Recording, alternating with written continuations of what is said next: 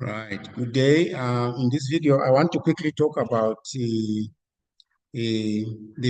proof, or if you're asked how to prove that the value of G, like the value of the acceleration due to gravity, um, on or near the surface of any planet, you want to prove that the value of G does not depend on the mass m of the object, or the value of G is independent of the mass of the object. Right. So what you need to look, you have to look at this scenario. This is, you see this circle there? This is a planet. It could be Earth, it could be any planet, right? So on or near the surface of the planet, we normally talk of the value of G on or near the surface of the planet. For example, on or near the surface of the Earth, the value of G, if an object is sitting on the surface of the Earth, or it's just near, we say that the value of G is 9.8 meters per second squared, right? But as you go further and further and further away, the gravitational field weakens, and therefore the value of G further away from the planet will be less than, like in the case of the Earth, it will be less than 9.8.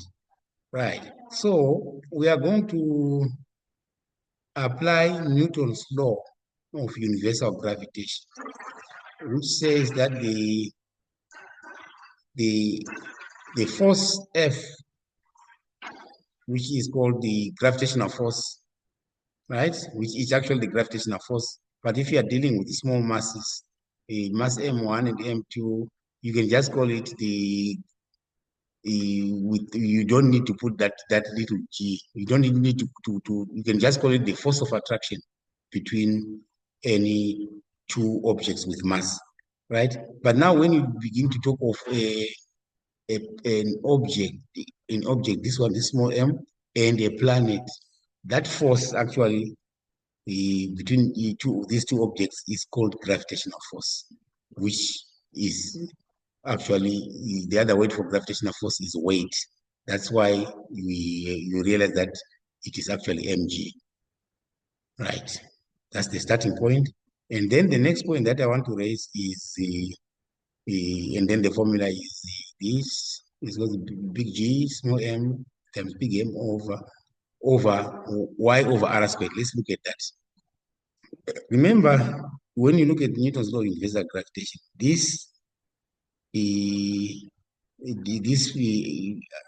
you are dividing by the distance between their centers squared. So now, if you look at this, if the object is near the surface of the Earth, from the center of near the surface of the planet, from the center of the planet to there, the distance is r. It's usually, most planets, it's in kilometers, several kilometers. So to the center of this object, it's just a few, maybe 1 to 2 meters, or it's so small that there's no need to add it to r. That's why there's no r plus this other distance there. Because remember the definition of weight. Weight is gravitational force acting on an object on or near the surface of the planet, right? So because of that, we don't need to add another plus something there to get to the center. And please note that the difference between the point charges is that with point charges, it is just simply the distance between them. If you look at Coulomb's law, not between their centers, because point charges are already they are already centers, right? Unless if you are dealing with a situation where you have charged hollow spheres, then you must bear in mind that the charge is on the surface. So it's not center to center for charges. If it is a hollow sphere, it's from charge to charge. The charges will be on the surface. But if you generally we deal with point charges, so it's just the distance between them, right? In gravitational force, it is the distance between the centers.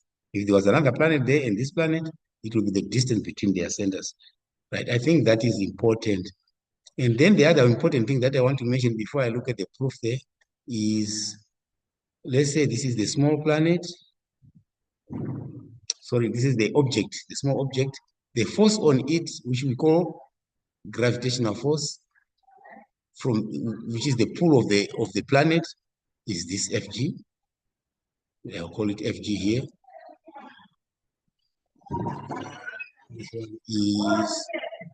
This is Fg, right? Now let's put the planet here. Don't forget that when you calculate this F or this Fg, these forces are equal and opposite. So this is also Fg, right? This is also Fg, right? By Newton's third law, the forces are equal and opposite. They actually form a very good action-reaction pair of forces, right? So this represents Newton's third law action-reaction pair of forces. The same with electrostatic forces. If this was a positive charge and a negative charge, this would be the force.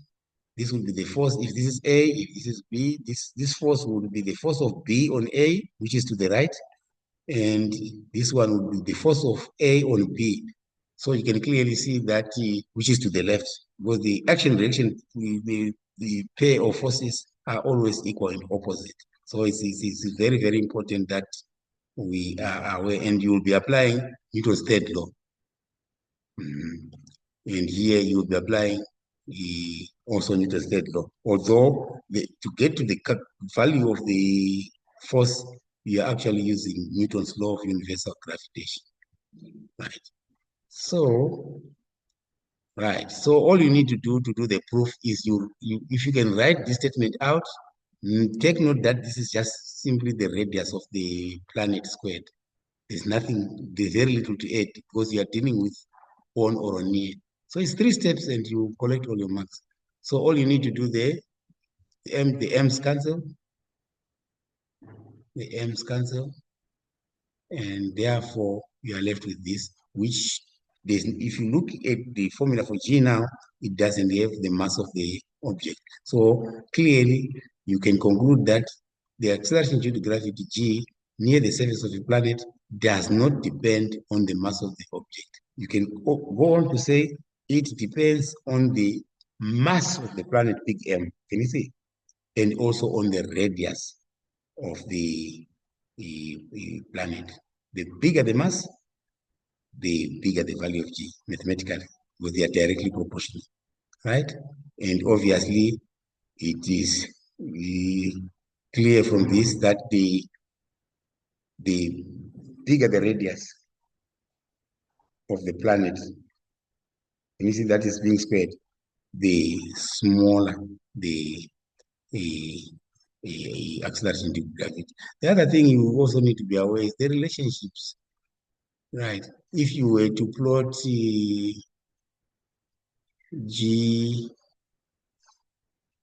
against 1 over r squared, for example, 1 over r squared. See, you can clearly see now if you put a 1 here, so your 1 over r squared is 1 over r squared. Okay. You can clearly see that your 1 over r squared, you can call it your x. That's your x. That's what you are having on the graph as your x-axis variable.